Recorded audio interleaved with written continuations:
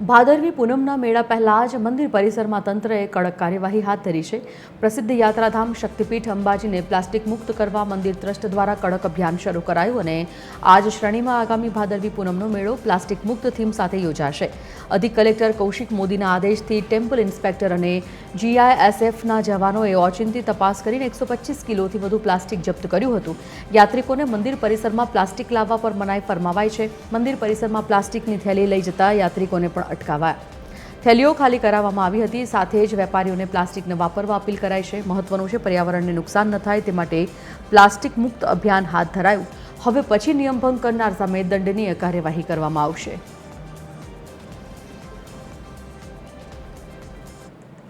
લગભગ અત્યારે છેલ્લા એક વીકમાં 100 થી 150 કિલો 100 થી 125 કિલો જેટલું પ્લાસ્ટિક આપણે જપ્ત કર્યું છે અહીંયા મંદિર ટ્રસ્ટ ખાતે, અને એનો યોગ્ય રીતે નિકાલ કરવામાં આવશે।